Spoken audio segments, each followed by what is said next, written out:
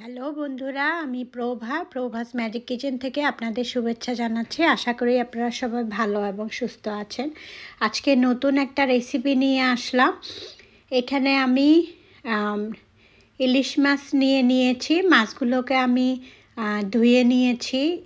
1 চিমটি হলুদ, 1 চিমটি লবণ দিয়ে আমি মাছটাকে মাখিয়ে নিব আগে, তাহলে রান্না করার সময় আর কালারটা খুব সুন্দর হবে। হলুদ আর লবণ মেখে আমি পাশে রেখে দিব। এভাবে আমি আজকে সর্ষে ইলিশ ভাপে করব। এখানে আমি সরিষা নিয়ে নিলাম প্রায় 2 টেবিল চামচ আন্দাজ। পানি দিয়ে 5-7 মিনিটের মতো একটু ভিজিয়ে রাখবো।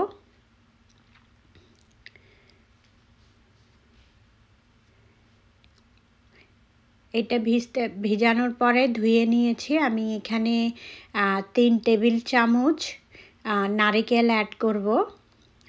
কাঁচামরিচ দিয়ে দিলাম প্রায় 8টার মতো। এগুলোকে আমি ব্লেন্ড করে নিব একসাথে।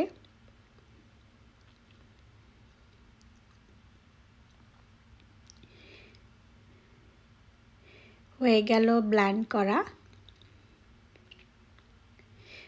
ব্লেন্ডারটাকে একটু পানি দিয়ে ভিজিয়ে একটু করে পানি দিয়ে দিলাম। এখন আমি এখানে অন্য আইটেমগুলো অ্যাড করব। আধা চায়ের চামচ হলুদ, আধা চায়ের চামচ লবণ, টক দই দিয়ে দিলাম 1 টেবিল চামচ আন্দাজ, সরষের তেল দিয়ে দিলাম আধা কাপের মতো, আধা কাপের থেকে একটু কম। আর যেহেতু আমি ভাপা ইলিশ করব, সরষের তেলটা কিন্তু খুবই দরকারি। এখানে অন্য তেল রেগুলার তেল দিয়ে করলে কিন্তু স্বাদটা খুব ভালো আসবে না। মিক্স করে নিলাম। আমি এখানে যে বোলটা নিয়েছি, বোলের মধ্যে আগে অর্ধেক মিশ্রণ আমি দিয়ে দিব। দিয়ে আমি ইলিশ মাছগুলোকে বসিয়ে দিচ্ছি খুব সুন্দরভাবে।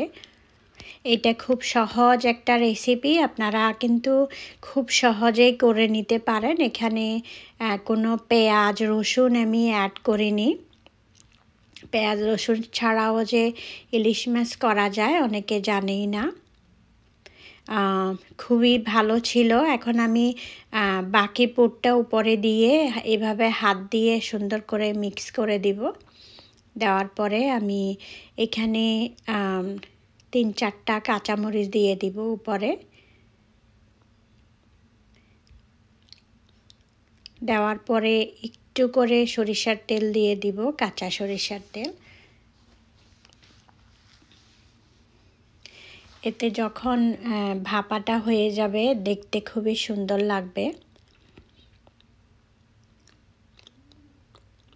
এখন আমি ঢাকনা দিয়ে দিব।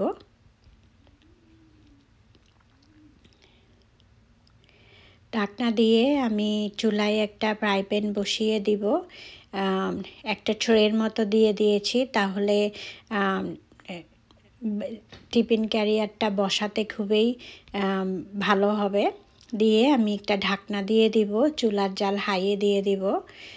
দিয়ে এটাকে আমি 30 মিনিট ভাপে রান্না করব। 30 মিনিট পর ফিরে আসলাম। খুব সাবধানে নামাতে হবে, কারণ এটা গরম অনেক। এভাবে আপনারা করলে খোলার সময় খুবই সাবধান, হাতে ভাপ লাগার আশঙ্কা থাকে।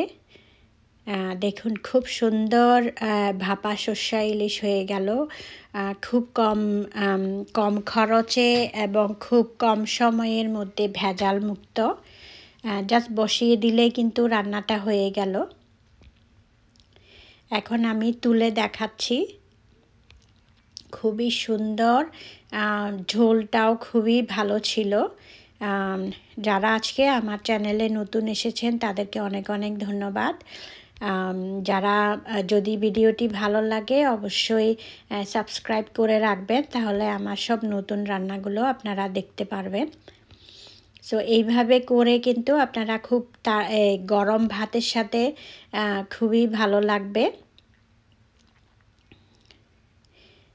ঝোলটাকে উঠিয়ে আমি দিয়ে দিলাম।